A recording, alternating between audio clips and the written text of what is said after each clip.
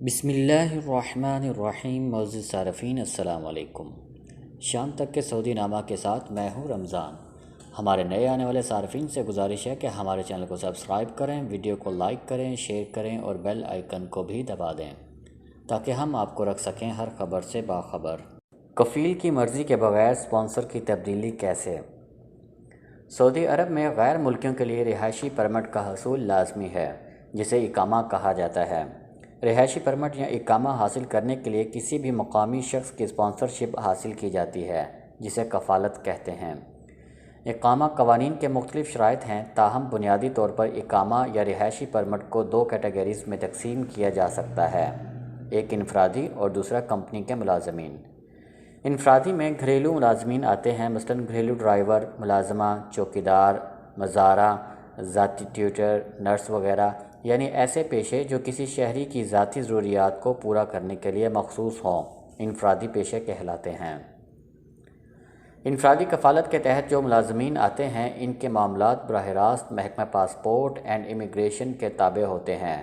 انفرادی ملازمین وزارت افرادی قوت، جس کا سابقہ نام وزارت محنت تھا، کے تحت نہیں آتے، اس لیے گھریلو ملازمین کی اقامہ فیس بھی کم ہوتی ہے۔ افرادی پیشے کے ملازمین کے لیے قوانین بھی مختلف ہوتے ہیں۔ سعودی وزارت افرادی قوت کی جانب سے گھریلو ملازمین فراہم کرنے والی متعدد کمپنیوں کو لائسنس جاری کیے گئے ہیں، جو لوگوں کو ان کی ضرورت کے مطابق روزانہ یا ماہانہ بنیاد پر ملازمین مہیا کرتے ہیں۔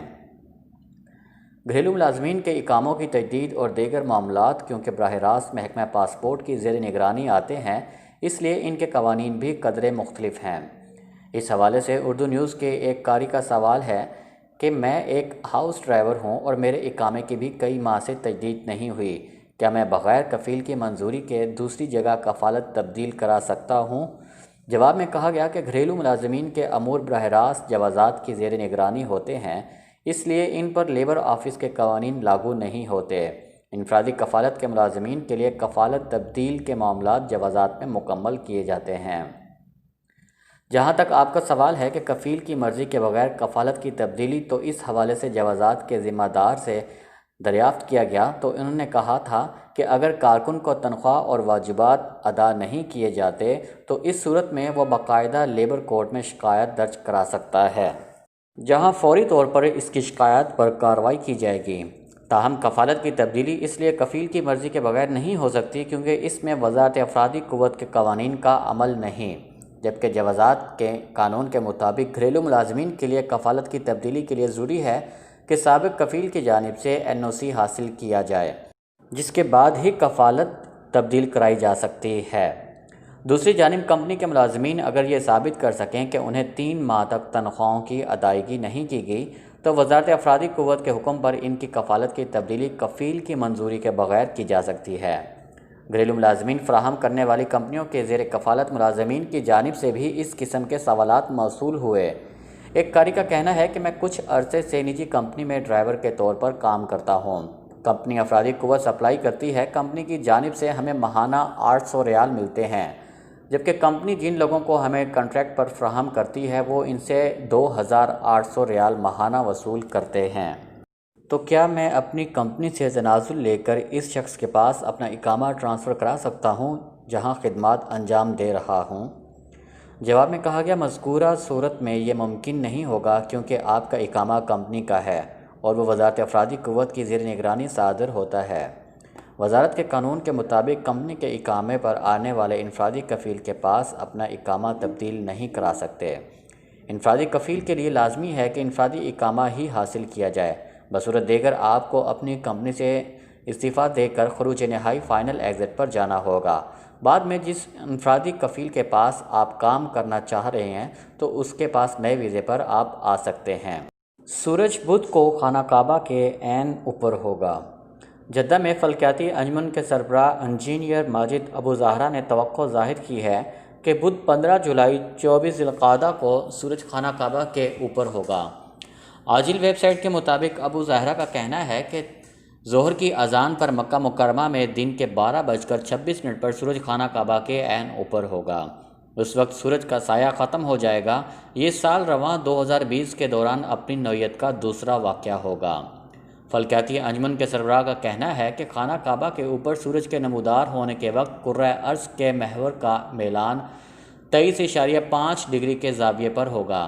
اس کے باعث سورج بظاہر شمال میں السرطان اور جنوب میں الجدی کے درمیان منتقل ہو رہا ہوگا۔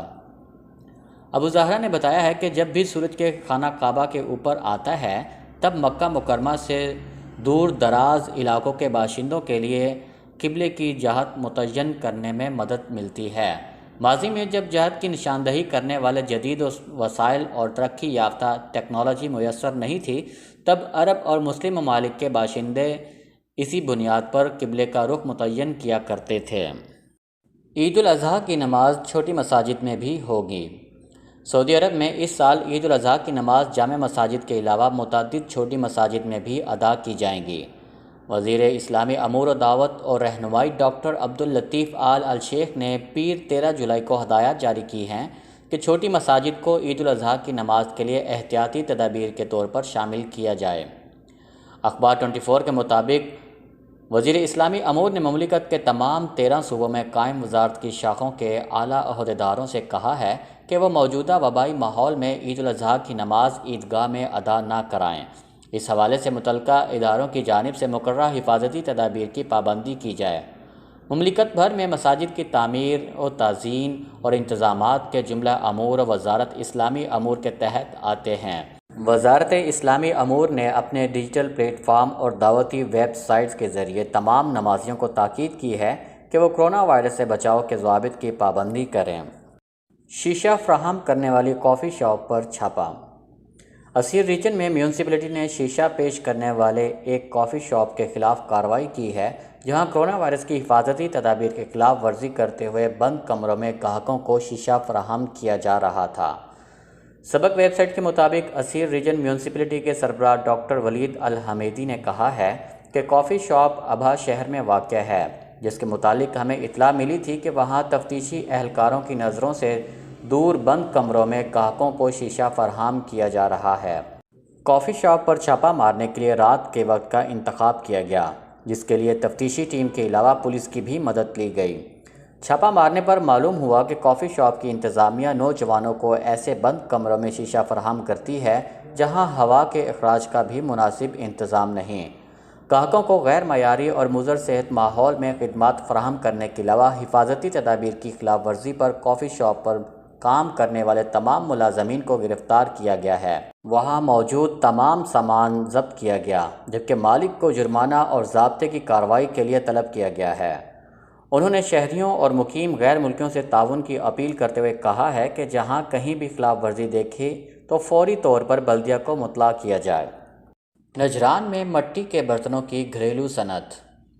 سعودی عرب کا نجران ریجن روایتی دستکاریوں کے لیے مملکت بھر میں مشہور ہے، جہاں مٹی کے برتنوں کی صنعت ہر گھر میں موجود ہوتی ہے۔ نجران کا کوئی گھرانہ ایسا نہیں جہاں مٹی کے برتن نہ تیار کیے جاتے ہوں۔ سعودی خبر رساں ادارے SPA کے مطابق نجران کے عوامی بازار میں مٹی کے برتن تیار کرنے والے مقامی شہری ابو سعید نے بتایا ہے کہ ہمارا محلہ ابو السعود کہلاتا ہے، یہاں مٹی کے برتن ساز رہتے ہیں، ہمیں یہ ہنر آباء و اجداد سے ورثے میں ملا ہے۔ مٹی سے سامان تیار کرنے کا کام بڑا صبر آزما اور محنت طلب ہے۔ ابو سعید نے بتایا ہے کہ پہاڑی مٹی سے برتن بناتے ہیں، یہ سرخی مائل ہوتی ہے، عام مٹی کی پکڑ اچھی نہیں ہوتی، آگ پر رکھتے ہی خراب ہو جاتی ہے۔ ابو سعید نے مزید کہا ہے کہ پہاڑی مٹی میں مناسب مقدار میں پانی ملاتے ہیں اور پھر اس سے مختلف قسم کے برتنوں کی شکلیں تیار کرتے ہیں۔ برتن سازی کے لیے ہمارے یہاں چکی کے پارٹ جیسا دائرہ نما ایک پہیہ ہوتا ہے جس پر رکھ کر مختلف چیزوں کی شکلیں بنائی جاتی ہیں، پھر اسے 2 دن تک دھوپ میں رکھا جاتا ہے۔ خشک ہونے پر مٹی سے بنائی گئی چیزیں بھٹی میں ڈال دی جاتی ہیں۔ کھجور کی شاخیں بھٹے میں آگ کے لیے استعمال کی جاتی ہیں۔ 8 گھنٹے تک یہ سامان بھٹے میں رہتا ہے، پھر اسے وہاں سے نکال کر صاف کیا جاتا ہے اور اس پر نقش بنائے جاتے ہیں۔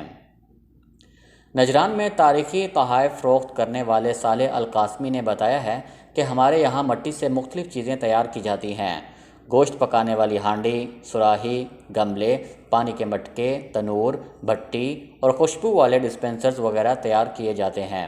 القاسمی نے مزید کہا ہے کہ نجران کے لوگ تاریخی تحائف کے دل دادہ ہیں۔ گھروں میں سجاوٹ کے لیے مختلف قسم کے تحائف کا استعمال کرتے ہیں۔ نور الیامی نامی ایک خاتون نے بتایا ہے کہ ہمارے یہاں نجران میں خواتین تاریخی تحائف کا کاروبار آن لائن کرنے لگی ہیں۔ نجران کے باہر سے بھی ہمارے پاس فرمائشیں آنے لگی ہیں۔ شام تک کے سعودی نامہ کے ساتھ ہمیں اجازت دیجیے۔ اللہ تعالیٰ سے دعا ہے کہ اللہ تعالیٰ ہم سب کو اپنے حفظ و امان میں رکھے۔ اللہ تعالیٰ ہم سب کا حامی و ناصر ہو۔ آپ سب لوگوں کے قیمتی وقت کا بہت بہت شکریہ۔ السلام علیکم ورحمۃ اللہ وبرکاتہ۔